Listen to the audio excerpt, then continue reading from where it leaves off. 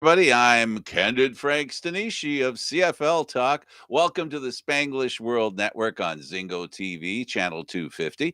Please remember to download the Zingo TV app at the respective app stores for iOS and Android devices. While you download the app, make sure you rate and leave a comment. Both apps are absolutely free. Zingo TV is available on Google Chromecast, Amazon Fire, Fire TV sticks, Roku sticks, and also on all smart TVs 2016 forward.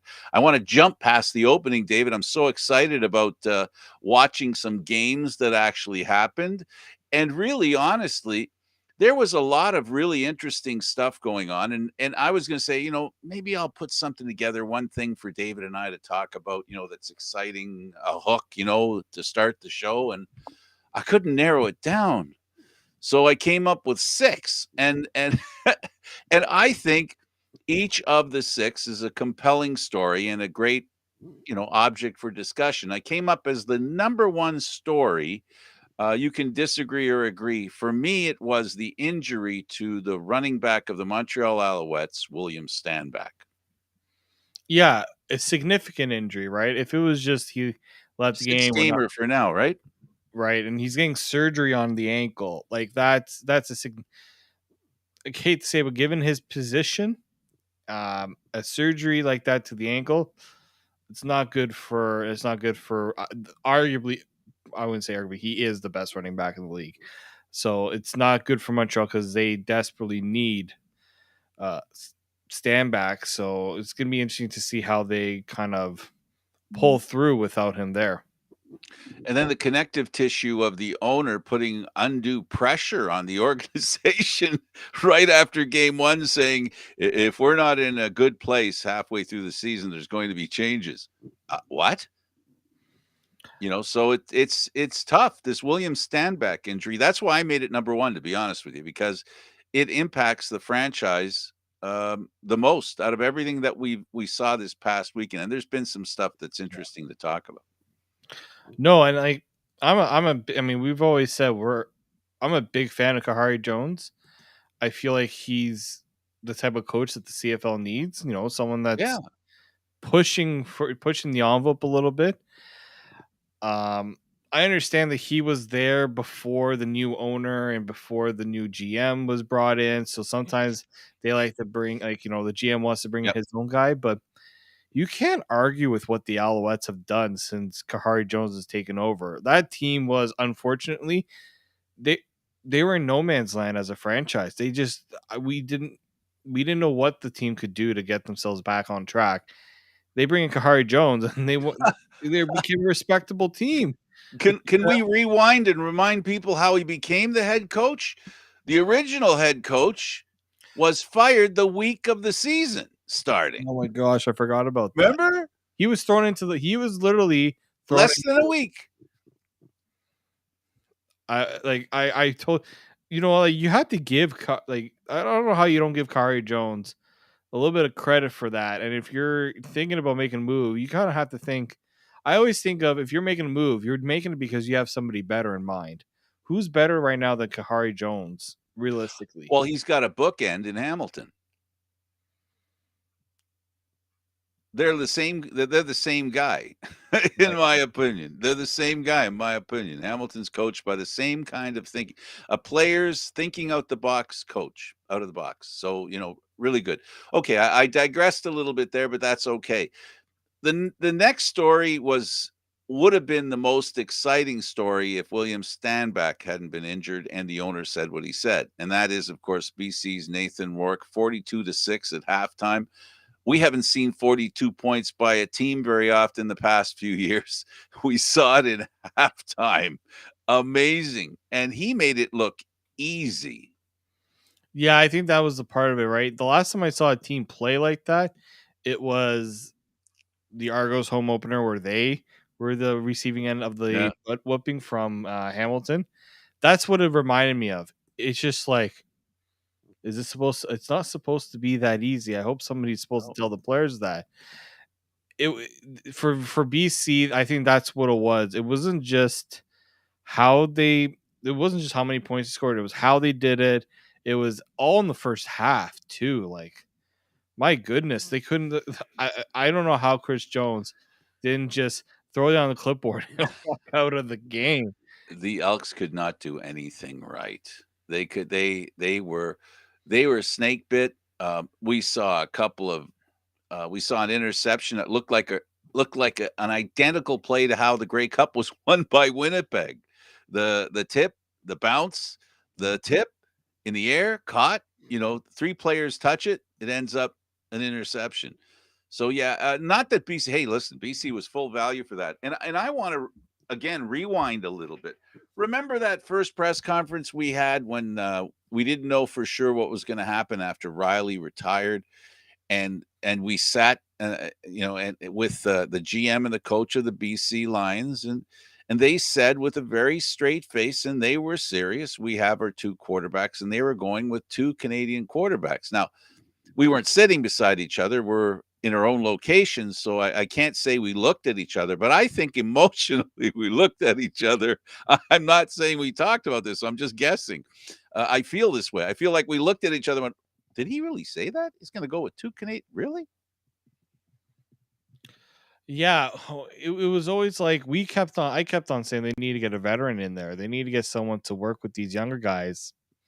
That's why we're not the head coach of the BC Lions. This is why we're not the head coach or the Anywhere. general manager of the BC Lions. In all fairness, they did bring in Antonio Pipkin.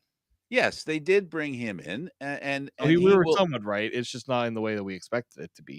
Yeah, it was basically they got a gift, right? An opportunity arose, and what I really like about, and I don't know, it just might be a lot of little things that happened that helped that team get to where it went. I'll even go as far as saying that Pipkin thing helps motivate the two quarterbacks that are the guys that they originally wanted. Little bit of pressure, little keeping them honest, and I think a real contributing factor was the Republic. No, spit it out, Frank. Little mini concert. What they did that day, the stadium an hour before the game was rocking. I mean, that's the way you promote the game, and then it was like the player said, "Oh yeah, well, oh, challenge accepted." Yeah, they needed. We always said that what makes football such a different sport than any other ones.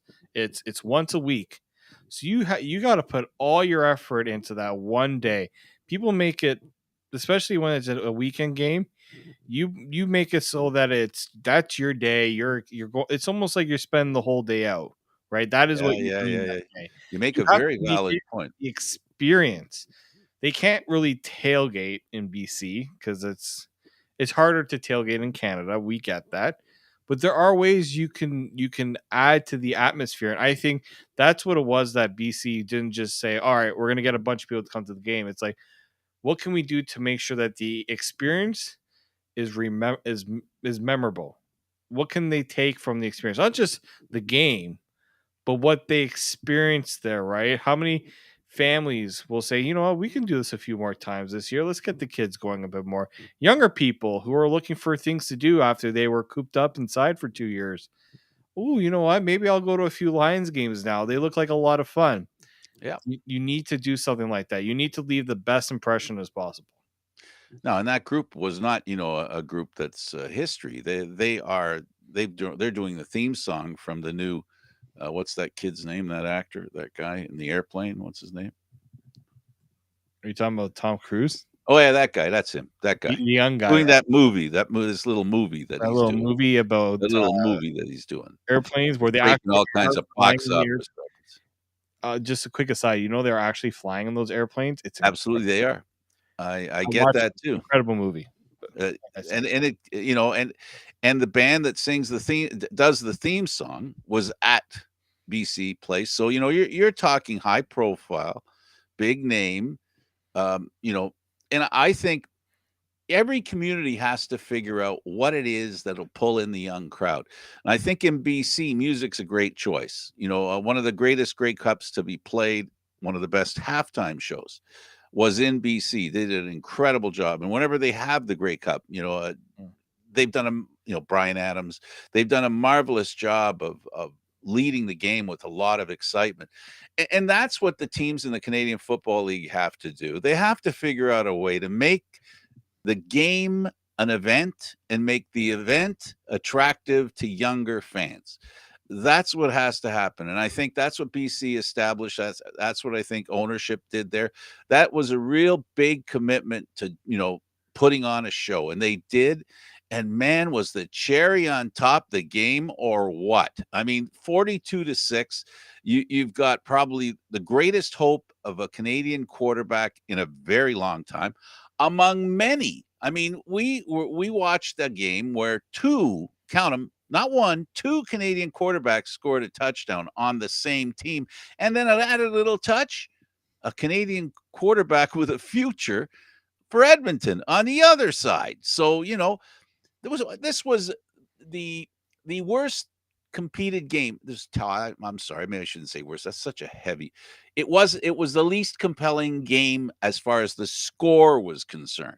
But it had so much other stuff going on, which is fantastic because that's what you want. You want to make it more than the game.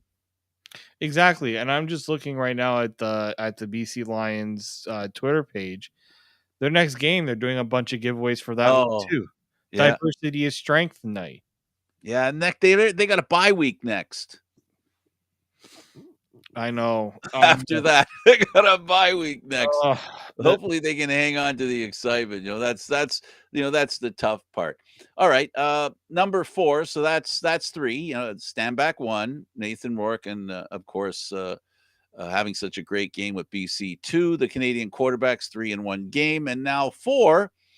James, we're staying in BC, by the way. James Butler scored 4 TDs all year. Last year he had 3.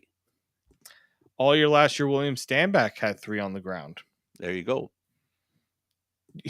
I always say, and I James Wilder Jr. kind of when he was in Toronto, we kind of talked about this and how, man, you running back sometimes will put a lot to get into the end zone, and only to have the quarterback come in and take that touchdown from you. Absolutely. Yeah, he had 2 on the ground and 2 receiving in the game. And I'm you know what? For me, I was always wondering, should the 1 yard scramble really be a thing like at the goal line? Like, shouldn't you just try to get into the running back's hand? And I also think about, it's like an old school football play to just try to get that 1 yard QB sneak. And even in the NFL, you're seeing it too. I also just like the fact that, a running back does a lot of work to try and get into the end zone. Mm. So give him that opportunity to score. They like to score. Quarterbacks get their opportunities many times in the game. Let the running back get his opportunity for a little bit of glory as well. But we also know the reason that doesn't happen is that there's an exchange that isn't necessary, which is an opportunity for a dropped ball and or more time for the defense to take you down. So, it, until I guess it's. I mean, how do we go back to trusting running backs when essentially that's what we're talking about here? Not that they can't be trusted; it's that the situation dictates. This the circumstances and unfortunately statistics, numbers, odds, all that stuff kicks in and so quarterbacks get to do it and it's affected what the quarterback looks like beyond the other quarterback after the number 1 quarterback. So Well, I will say this: Michael O'Connor would not have gone into the game. I mean, he would have gone into the game later, but he might not get that opportunity to see the field if he wasn't doing those but scramble absolutely. plays either. For sure, for sure.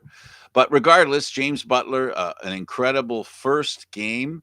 Man, did he have a breakout game and he looked awesome. We'll see if that's just something that what's going to be tough now is following that up, right? For James Butler, he's going to have to also figure out how to avoid the defenses now that are going to key on him. And that's what makes a great running back, right? It's about adjustments. It's about change of direction in more ways than one. And we'll see how he can do that. I think that's why I always marvel at William Stanback, because he knows every team is trying to stop him, and that does not change his approach. He is still Absolutely. gonna find a way, either through finding a hole or just run through you. He is going to find a way. That's what always made him a great running back, and that's why I'm also just so. It was always so tough to see that he went down there. But yeah, no, James Butler. I said BC. What helps a young quarterback? You got a good running back for him, so he doesn't have to do it all. And a good Jason offensive Warwick line. only threw it 29 times, and they had the ball a lot. Like Yep. Edmonton was giving the ball away. They weren't exactly trying to keep it. I Yeah, it think sure seemed BC that had way. 34-49 of time of possession. Edmonton had 25. Yeah. That's a huge disparity in time of possession. Another story for me was in watching the game in Saskatchewan at Mosaic, and I'm not concerned, but I noticed something I'd never seen since 2017 when they opened Mosaic. I saw empty seats, a smattering of them everywhere, and I had a friend message me, and he said, "Frank, I saw what you said.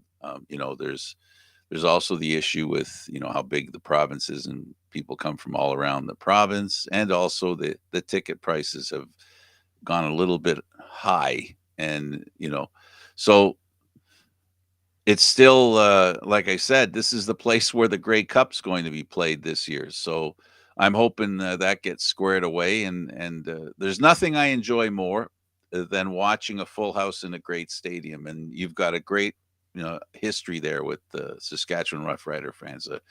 Rider pride is real, and it just like I said, I have a soft spot for them. And when I saw the empty seats, it concerned me. How do you feel about it?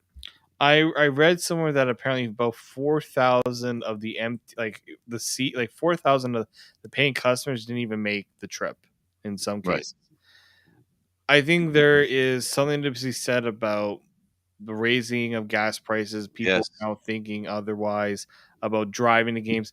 And this is where I'm not concerned right now for Saskatchewan. I mean, home opener, you want as many people as Yeah. possible. I Absolutely. totally get that. Um, for me, this is also just a lesson in that the community teams rely a lot on those ticket sales. Right. And this is where I said that you gotta, as a league, have to continuously think about other ways to bring in that revenue, because if your one source gets impacted by global pandemic, now economic hardships right now, Yep. you have to be able to find a way to thrive in those find a way to get better, or find a way to help to ease that burden a bit. And it's disappointing for the Rough Riders, but I think 29,000 is still for paid 29,000 Yeah. is still pretty good. Even few, let's say even 25,000. That's my benchmark. I don't 20, think there's a team in the league that would thumb their nose at 29,000.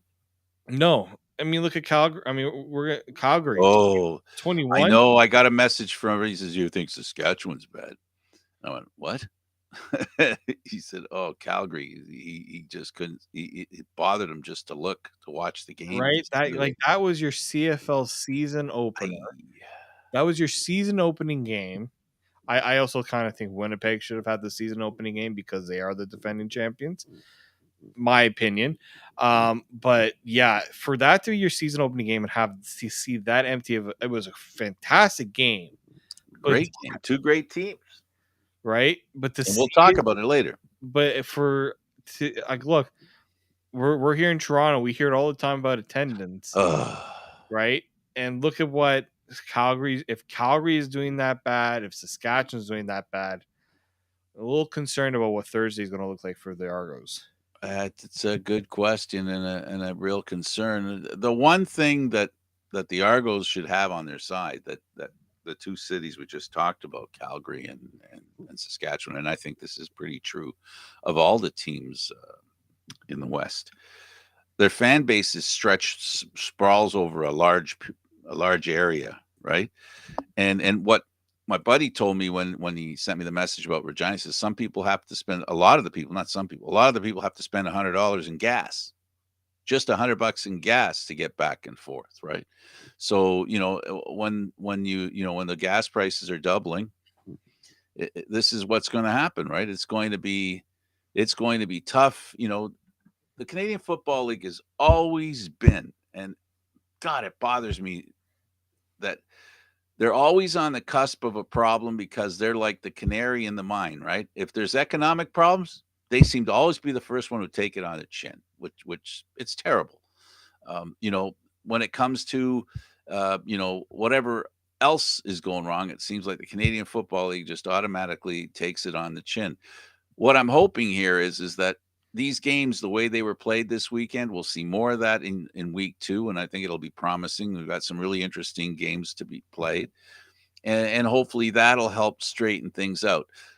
And the other thing is that let's not make a big deal out of 1 week. Let's let it roll a little bit before we start presuming things are in a bad way. I'd rather not assume things are going to be bad, because if they're going to be bad, we'll be made aware of it soon enough. Let's have some hope and rely mostly on the excitement of great young Canadian quarterbacks. You know, talk about how major injuries like we saw this weekend with Stanback, how that'll affect the team. And let's watch what happens in each and every game, because we were treated to, as I said, every game was interesting.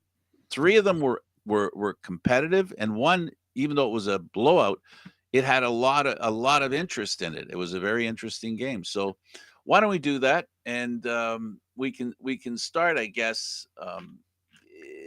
We talked about the BC game, so maybe A little, yeah, we did a little bit. You're right.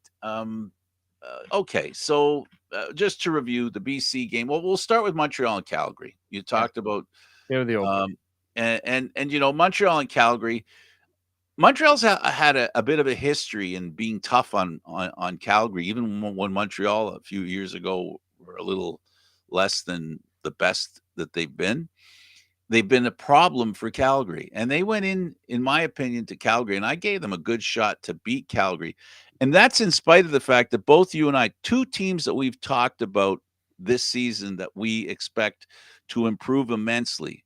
One is this Calgary team, and we said that about Ottawa as well. 2 teams that we like what they did in the offseason and how they approached the upcoming season. The Alouettes to make this game 30-27 and make it as close as they did, they had to play really well, because Calgary was Calgary that we've expected, that we've seen in the preseason, and with the feeling that we got about this team wants to make a comeback, right? Yeah, no, for sure. I think the fact that Kadeem Carey is carrying over, I used that pun there. He's carrying over his performance from last year, bringing it into this season. So you got that dependable running back, dual running back. He can catch the Yep. ball, he can run the ball. Um, their defense too, right? Making plays. They had 2 interceptions, key interceptions to get them make the field short. Rene Paredes still, giving Calgary the points they need when they need it. And I think like this game was very close, and I think really what it came down to was turnovers.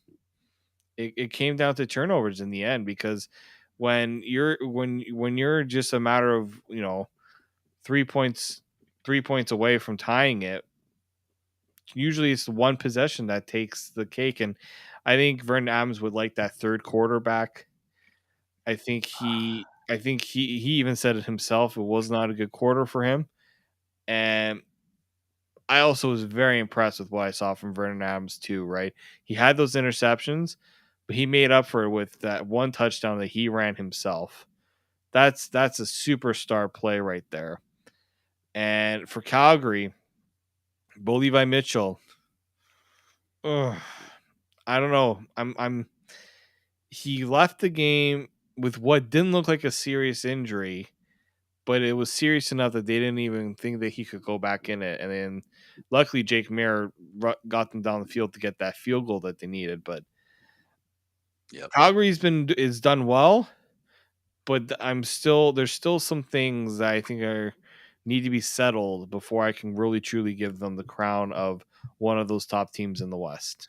The one thing we can't get away from is Bo Levi's health. It seems that keeps becoming an issue, and he was seen after the game in a walking boot. That's not a good a good sign, but it's not a guarantee of a problem, a Yeah, he long said his term one. ankle is doing better now, but that's still a concern. Yeah, treatment and all that stuff, and painkillers, and they could do stuff like that. Vernon Adams needs to be a star for Montreal to succeed and for him to be a good quarterback. He is more than capable of making big plays. He's done it numerous times, and he'll continue to do that. But he does have an issue with throwing interceptions, and hmm, ball security is a big deal. Is a big deal. We talk about this. This is one of my pet peeves when it comes to quarterbacks. Interceptions. Quarterbacks just in the Canadian Football League can't do that. It just can't happen. And I don't know. Is it why does it happen? Is it that there's not enough time for quarterbacks to get to know the receivers? Is it the game plans? Offer opportunities for quarterbacks to make bad judgments. Eating the ball is a tough thing to do when you're an aggressive player like Adams. Yeah, and there's going to be a lot of questions about where how this season goes because he's got Trevor Harris right behind him, right? You know, I feel like it's a good thing to push him, but it's also one where it's like he's going to be constantly looking over his shoulder, right? When's the coach going to give him the yank? Yeah, where's the balance of Yeah, security and playing to your ability and worrying about your first mistake? but that performance he gave was a winning performance in my opinion. Mhm. You're It was right. just that really he was one mistake away from having helping Montreal win that game. And I think the other benefit too, Eugene Lewis. Boy, am I impressed with him. He continues to be the playmaking receiver that Montreal has needed for so many years. And he broke out a little bit in 2019. And I think that's a lot. That symmetry has allowed it to continue. Like last year was a good year for him. I think I wouldn't be surprised if he's among one of the leaders in receiving yards Yeah, on the and season. now that they've walked away from B.J. Cunningham, you Mhm. know he was a mainstay with Montreal. Wenicky, they've got some receivers. They needed to make some room. There's only one ball, and it can only be tossed to one player at a time. So, you got to make a decision. There's contracts and there's ability and there's balance. And Montreal has made a decision. They're going to go with the young receivers. The king now is Lewis, where B.J. Cunningham used to be the go-to guy. Now Eugene Lewis is Gino's the go-to guy, and I like J.R. White as well. They've got a nice little receiving core. They've got a really good quarterback. Yeah, I'm impressed by them, and they could have won that game. Calgary deserved the victory, but Montreal was there. I also just think too, Vern Adams. One thing maybe I'll nitpick a little bit is he just has to be a little bit more accurate with his passes. He's like he was below 60%. I think you in the CFL you got to be over 60 or over. In my just that's just a thing to nitpick on my part. Mm-hmm. But what he doesn't do through the air, he does through his legs as well. So also, I'll give a little shout out when Stanback did leave the game. His backup Canadian boy, Deshron Antwi, he came in and there was no That first touch. for 70 yards, like 70 yards, and he finished with 98. Yeah, yeah, yeah. So I think if you're Montreal, you're hoping that okay, we might have a guy that can step in and make sure that we don't lose out on what William Stanback can do for us. I know they signed another running back because you need to sign another one after you lose one. So yeah, I'm just curious to see how this injury will change their game plan going forward. On the defensive side of the ball, they made a trade for Cameron Judge. He led the defense with 6 tackles. For Calgary, I think they always need that linebacker to kind of stabilize things, but they're always a well-rounded defense, right? They have always Always. have a a good pass rush. They have a good linebacking core and a good defensive back positional, but they're not like we're really good at one thing. They're a well-rounded They're a team. team defense by They're a team definition. defense. They But really are. Cameron Judge, yeah, leading the way. I know a lot of people were wondering what happened to him last year in Toronto. Couldn't really tell you. I know injuries played a factor. He wasn't healthy at times. But I think if you get a healthy Cameron Judge, that's going to make a big difference in a defense like Calgary's. Yeah, and he might just play better in the West. That's the other thing. Yeah. Um, since we mentioned Cameron Judge, two defenders for the opposition in Montreal, Trey Watson and Darius Pickett had 7 defensive tackles, so they did real well. And Darius Pickett had one of the interceptions against Bo Levi Mitchell. So a couple of defensive leaders. It's always easy to talk about the offense, but in this game, a really good game, an enjoyable game, 30-27 for Calgary. The old veteran Paredes wins the game on a field goal. Is this a high scoring game? Is this a low scoring game? We're looking for a little more scoring, right, David? Just a tad bit. Yep. Maybe fewer field goals, more touchdowns. Some of Yeah, these. we are seeing a lot of field goals, and low scoring games. But sometimes even low scoring games have some great plays. I guess that brings us to the next game, and that of course is the Winnipeg Blue Bombers playing at home on Banner Night. Yes, back to back Grey Cup celebrated. And what team came in is Ottawa, the team that we've celebrated as probably one of the most improved teams in the Canadian Football League. I think David, this game proved that they are. It sure looks that way. Defensively, they still remain a team that I say you cannot sleep on. Nope. They can make plays on that defense on the defensive side of the ball. Again, though, you throw for 380 yards. You only get one touchdown. That's not Another one of my Paul. pet That's not Paul Lapolice. I'm guarantee Paul Lapolice was probably thrilled at the fact that his quarterback first game with the new team throws for 380 yards, but he's like, can we get more than one touchdown? Well, Zach Caleros only threw one. So, you know, But we've um, Yeah, it, this is true, but we've come to know that with Zach Close. But they got that extra touchdown from Dakota from Prukop yeah, in the game. At least they scored more than one touchdown. yes. Yes, they did. And in this game, what we saw Jeremiah Mazzoli. You said 380 yards. This guy has a lot to prove. Not to me, not to you, not to Hamilton fans, not to football fans. He has it to prove to himself because I think he's at a point where he wants to show what he can do as much to everybody else, but to himself as well. This guy's had a couple of bad breaks, a couple of tough injuries, tough political issues to deal with, on his team where he had a quarterback that, the fans kind of wanted to see a little bit of, and you can't not believe that, management wanted to see a little more out of, the other quarterback. It was great for him to go with Sean Burke, and Sean Burke knew he was bringing a guy along with him that had a little fire in the belly, right? Yeah, no, for sure. And like the thing I found with this game too is just I had a really hard time. People were saying, "Oh, it's in for a good finish," and I was like, "Did it have a great beginning?" Like, Yeah. I found this game a little hard to stay in tune with. Really, the biggest part came at the end when you have Zach Yeah. Barrows taken out of the game.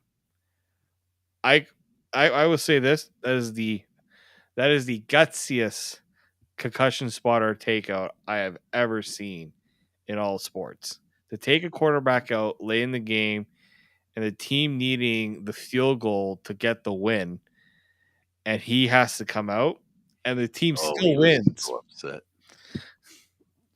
Thank And goodness for Drew Brown, 3 the for guy that 3, I said, 51 yards, the guy enough for a field goal. he made me eat my words because I said I didn't think he was good enough to be the backup, and he's just like, "I heard you, and I'm gonna raise you a game-winning drive for a field goal."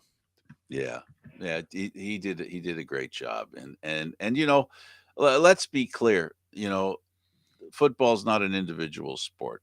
Individuals can get a lot of credit, but it's not an individual sport. Drew Brown did his part along with the team. The Winnipeg team is nope, we're not planning on losing this game. They have that, come on. Not only do they have the swagger, they have the game to match the swagger. And they are back-to-back Grey Cup champs. And until somebody takes that title this year, if the team is lucky to do that, and Winnipeg doesn't win. Until then, Winnipeg's the best team in the league. You got to beat the best team. Jeremiah Mazzoli proved that he could make some passes. He proved he could march the team down the field. The next thing he has to prove is that he can get them in the end zone, and that's what didn't happen in this game. And that was, I agree with you, the difference between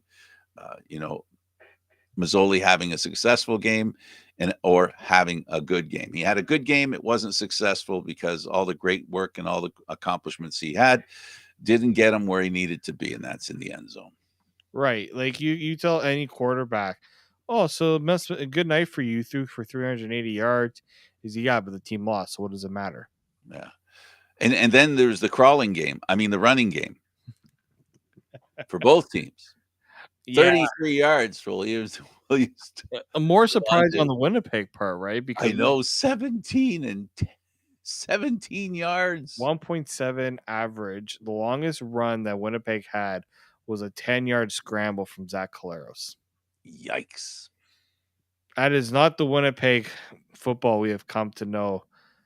Yeah, well, um, there's something to be said for working your way into the lineup. We talked a little earlier about pressure, right? Mm-hmm. That can be an issue here. Like you can have a great game when there's no pressure on you. The difference between players who are great and players who are good are the players who play well under pressure. And they lost a guy who was a team leader. And so now to fill those giant shoes is not going to be easy because there was more to their number one running back of last year than just running. Yeah, running, Blocking, blocking, yep, catching.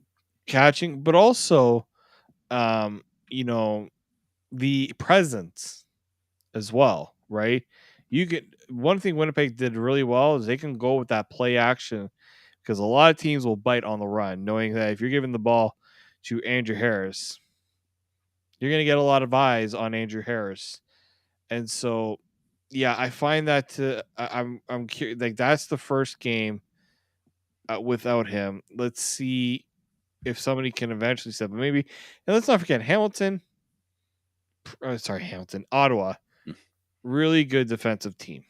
Very It good. is hard to get runs on them. I just remember the Argos struggled to get runs on them. So I think you got to just there's got to be a bit of patience. I think if you are Winnipeg, they'll get there. Their offensive line is good enough that they'll figure out a way to make it all work. Absolutely. And, as much as we talk about that former Hamilton Tiger Cat Mazzoli, there's another former Hamilton Tiger Cat that showed his stuff in that game, and that's Jalen Acklin. 6 receptions on 8 attempts for 143 yards. I Yikes. He looked good. I still remain surprised that Hamilton didn't find a way to keep him because I thought Jalen Acklin, I thought he was the guy who was going to replace Brandon Banks. yeah, I you would think That's who I so. thought he was. Yeah, no, I thought you would think so because he was pretty good for them, last season. While Brandon was hurt. Sometimes it just doesn't work out the way you wanted to or expect. I think the big one for me too was, the symmetry, right? You want to keep some continuity with the quarterback and the They receiver. did. They brought the continuity to Ottawa And that's what with Ottawa ended up Masoli. doing, right? Yeah. You look at, I mean, not just Jalen Acklin, but Darvin Adams. Yes. Had to He looked remind good myself too. that Darvin Adams was on Ottawa, and that's a guy it's easy to root for as well because you know this is a guy who is he was in Winnipeg. He had some really good seasons in Winnipeg after Toronto let him go, and to see him leave Winnipeg was always surprising. And then seeing what see what he did in that first game. He's 32 years old. He's not a young guy anymore, right? He's only got a few. Who knows how many years he has left? I hope he doesn't hear me say that.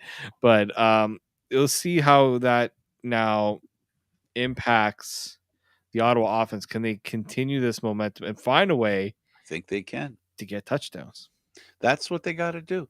And, while we're on the subject of former Ticats, also happens to be a former Ottawa Red Black, Greg Ellingson looked like he fit in pretty good with Winnipeg. You would think that, a veteran like him who's a feature guy, right? Making room for him in the lineup might be a little more difficult, but he slid right into that receiving core. You find way if it's a good player, you find a way to make them work. But Greg Ellison's been around the block so long, and I don't think it matters who. Well, I'm just trying to remember too. Did him and Zach play together in Hamilton? I think they might have. Yes. Yes, they did. So I believe they did. there is some continuity there. But Greg Ellison again, he followed Trevor Harris to Edmonton. We saw the benefits of that, and then he now gets his shot in Winnipeg. I think that's probably a decent replacement for Darvin Adams, just that dependable guy that can make plays for you. So yeah, I like that. I like that move for Winnipeg. It's good to see that a free agent like that is working out. Is working out for them. Doesn't always work out that way. No, but they also need other guys to step up behind him. Yeah, I'm absolutely. looking at a Nick Dembski, Rashid Bailey. Those are guys I'm expecting a little bit more out of, especially Nick Dembski. You know, I feel like he's a guy that they need to step up in this offense a bit more.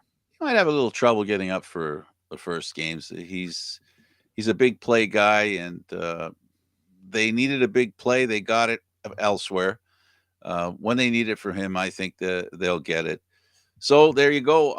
Ottawa, Winnipeg. Winnipeg wins on their back-to-back Grey Cup banner raising or exposing, if you will. 1917. Good for them. The next game is the one we talked about a little bit in Saskatchewan. We didn't talk about the game. We talked about the attendance, so we don't have to go over that again. The score was 30-13, but I wouldn't call it a 30-13 game, would you? It was a lot closer than that. An interception late. It was desperation attempts by Hamilton, left them open to have a couple of touchdowns scored on them late. Yeah, 5 field goals from Brett Lawher, probably the best kicker in the CFL, or one of. Maybe Boris Beatty gives them a run for his money there too. For Hamilton, that's a rough first game though. In the new, this is a team that has gone through heartbreak after heartbreak. So you're hoping, let's see if they can, they make all these changes to the front office. Steinauer gets a little more responsibility. Dane Evans is the one that stays after they let Jeremiah Mazzoli go. If you're Hamilton, I think the biggest concern is that offensive line because Dane Evans got bullied by the Saskatchewan defense. He sure did. That was the concerning part for me. I want to see if that's just a one-off game or are we seeing a Hamilton O-line that's losing a step? I don't know if I've ever seen twice in a game a quarterback throw a ball into the belly of a defending lineman. Like like not into the hands, into the belly. I don't know if I've ever seen that twice in a game. It's fascinating because I think um a lot of Hamilton fans have they've always thought that to be a concern for them, and they're a little disappointed that this was kind of left as a box unchecked going into the season. Yeah.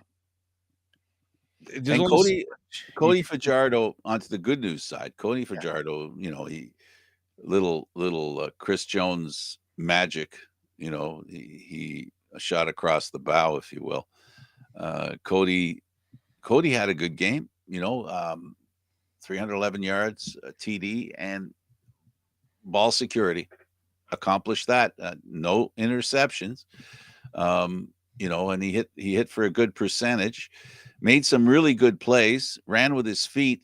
This guy's a complete package, Canadian Football League package. You don't have to send in a second quarterback for him. He can go and run it into the end zone.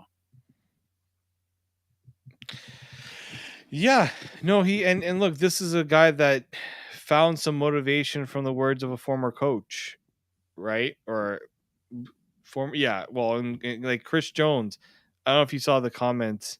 He Yeah, he said if that's what Cody Fajardo needs to get himself going, by all means. It was have at almost have at it. I think it's a good first start for Saskatchewan. I they know picked up right where they left off last year. they did. I think that's the perfect way of Not saying. not counting the last game, of course. But I mean, defensively, you you get eight sacks.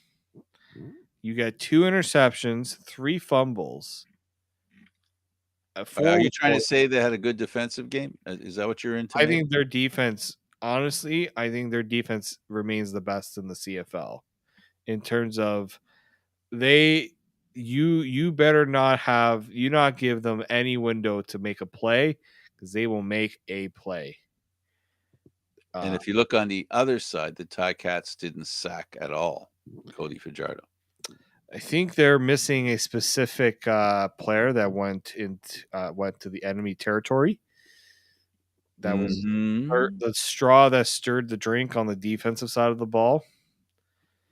Um, that's a tough loss when you lose a guy like Jagger Davis, who is Yep. the best pass rusher in the CFL. Um, but they still have. I mean, Hamilton still has a good defense. It's not that they. The one player I wanted to ask you about. Actually, I wanted to also mention Charleston Hughes. First game Yeah. back to Saskatchewan, gets a sack. So I think he's feeling pretty good about himself. But Simone Lawrence, that hit on Cody Fajardo. My problem with that play is the same problem from time to time we have with Simone Lawrence.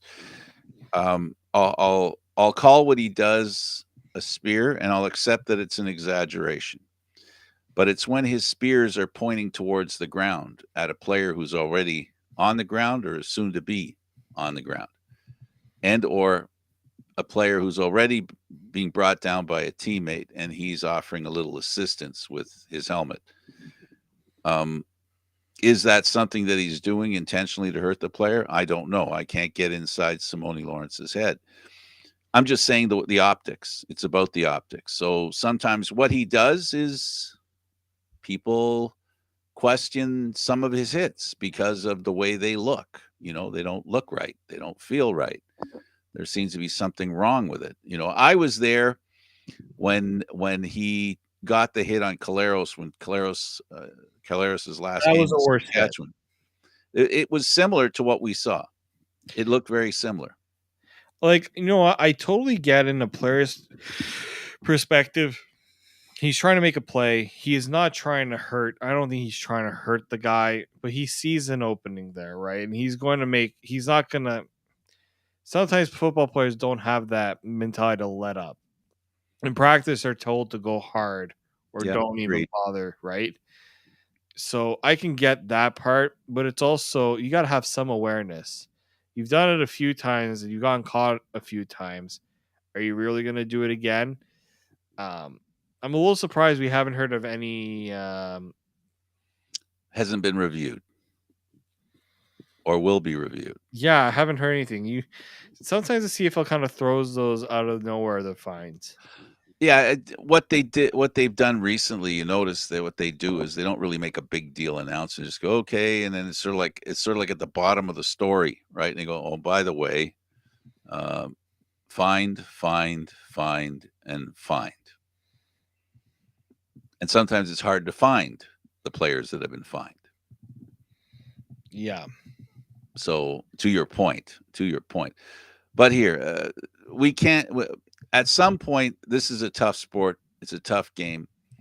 We can't assume that a player is trying to hurt another player. We no, can't assume. you can't. You We can't can't. assume intentions at times. No, When people try to, it's no. so hard to. But let's say he does something like that again next week.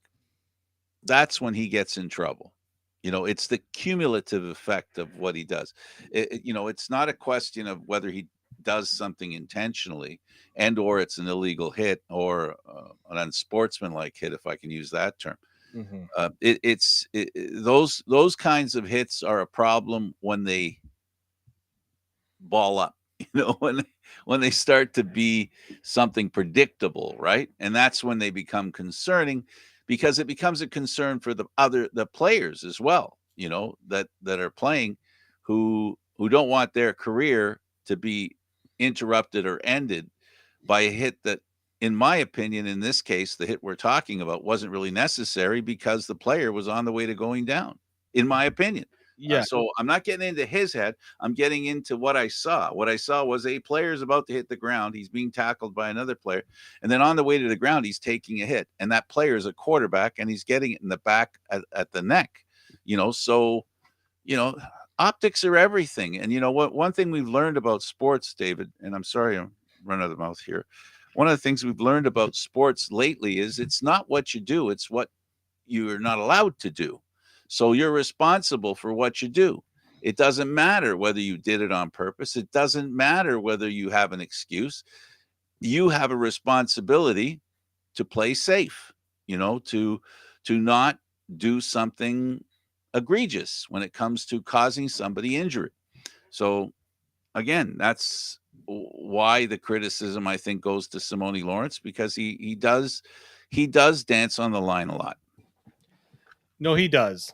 He does, but that's also why Hamilton likes him, right? Absolutely. That's why the home team loves him, and that's why visiting teams don't like him. It's all the same kettle of fish we see in sports all the time. My bad guy's a good guy. Your bad guy, he's a bad guy. Yeah, no, for sure. And I think Hamilton, they'll figure out a way.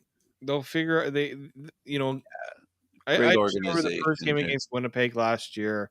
They They didn't look lost two very games. good, They lost their first two games last year, same as they could do this year. and they ended up going all the way to They the Grey went to the Cup. Grey Cup. So, it's an 18 game season. Last year was a 14.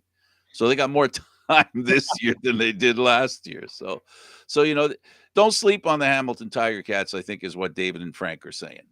No, and I've done that far too often. Not doing that anymore. 30-13 for the Saskatchewan Roughriders over the Hamilton Tiger Cats. And now the last game, of course, is Edmonton and BC. And this one we talked about a little bit. I guess we really enjoyed the quarterbacks. It was a great game. The show was fantastic. And to me, David, we said it before, so I want to end the show the way we started. This is what you do to get the attention of the young fans, the ones that don't come to the game. Get people to come to the game to watch the event, the concert, and then watch the game and go, oh, The amount of the number of comments I have seen commending the Lions on what they did is all that needs to be said about the direction they're going. And the big one is their owner. because their owner is not. This is not a one-off for him, right? He's not trying to get all the butts and seats for one game. He's trying to do it for the long haul. I was trying to find the quote that he. He's a fan. He's also a fan of the team, which historically is um, it's typical of Canadian Football League owners that they're fans. Yeah, not only that, but it was something about him saying, "I'm not just in it. I'm a fan of the league. I'm trying to make it's all about the league and trying to make the league successful." Right, Right? He's not just doing this to make money. He's right, doing it because he wants to see the league do well. Yeah, absolutely, and, and I and he's a think good that guy to do it. He's shown us he can. yeah. Yeah. Here's the quote. We're 100% all in on the CFL. This is a first class league and we're endorsing the heck out of it. The players are incredible athletes. Wow. We could always talk if we had another hour. We could juxtapose that statement with the MLSC Tenenbaum statement, but not today. All I was But gonna not say, today. Not today. We're out of time, David. yeah, I was just gonna say all I was gonna say was what a striking contrast the opinions of two Yeah, owners. totally striking. Well, he's David Morassutti. I'm Candid Frank Stanisci. Thank you for watching CFL Talk, airing live Mondays at 9 p.m. This show can also be heard on the Spanglish World Radio Network. For CFL Talk, news, entertainment, and other sports programming we offer, please check out spanglishworld.ca. Spanglish World. Watch it, hear it, read it, download it, and live it. Thanks for watching, everybody. I'm Candid Frank. See you next time.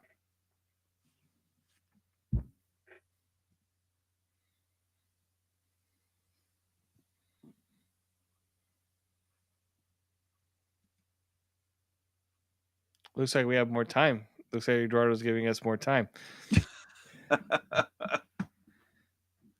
We did the close. Okay. All right. Do you want to pick up where we left off and get into Well, some trouble? We're maybe going to an before Argo Eduardo game, kicks us man. off, we talk about Thursday's the Argos home opener because we haven't talked about them. Well, I don't know. Have you heard if they have anything planned special? Anything special to? So Mike Hogan has been putting out that the shipyard is going to be open again. Yeah, Pinball Shipyard. So that's I But think this they're gonna time it's going to be in the stadium. Well, yeah. his stadium. So he said here. So this Thursday, the Argos host of Montreal. The pregame festivities start in the North Extended Patio at 6. Food trucks, a DJ, special guests, and $7 beers. I still think, yeah, it would have been nice if they had a headliner show or something. Well, they might still have a headliner. You know what I bring it to, Frank? The Canadian Open that just happened here. Uh-huh. In my neck of the woods, 5 minutes from where I am. Yeah, I know. Down the road. The amount of attention put on golf this week, I don't know if you've talked about on your other shows from the Live Tour and everything going on there. Oh boy, no. It's brought a buzz to the sport of golf that everybody now also wants to see golf. They haven't had golf in 2 years, and that place was packed. And then the 2 nights they had concerts on the Friday and Saturday night. Friday night was Florida, I should say. That's how his name's pronounced. He's a big star, and a lot of people were there because I saw it all on my Instagram story of all the people that were there. And then the second night, Maroon 5. Wow. You know how many people says I want to go just to watch Maroon 5? Right? That's what I heard from people. I want to go because I want to watch Maroon 5. But then people are like, you know what? I don't mind golf. It's a nice thing. You know what? You don't get to go walking around on a golf course that it costs $70,000 to be a member of. That's the oldest golf course in Canada. Yeah. I've always wanted to play. I've driven by it. In the area, I've always wanted to play it, and I can't afford. I've driven by it many a time, wondering maybe I'll make the turn. I'd like to go see what it's like. Sneak on. I didn't think I'd play there. Just sneak on. Maybe just drive up to the parking lot and get on the putting green and just, yeah, I played at that golf course. But like that's what it takes to captivate the audience in some way, right? You got an attentive audience. Guess what? They bring that tournament back a lot earlier. You're gonna have the same effect. They had big names there: Rory McIlroy, obviously, Justin Thomas, the guy who won Last year, the yeah. the guy who won the Masters was there, right? Like Yep. golf is not, you know what? Like it's hard. Not a lot of people are into golf. It's there's a commitment, right? To Oh, come on, watching. you're into it. Stop lying. Oh, I'm big on. I play golf. I know. That's why I said that. So I think there's a lot to be said about you can learn from other things. A lot of things. Okay, Eduardo's going to give us the boot. Yeah, Uh, why not? but I think I'm curious to see will they actually do something to will the Argos do something to really add to the atmosphere, add to make people want to go to the games, and not just say we're here, we're the Argos are here, the CFL's here, come buy tickets. Absolutely. Well, thanks, David, for this. We already did the close, so let's leave. Okay, Eduardo, take it away.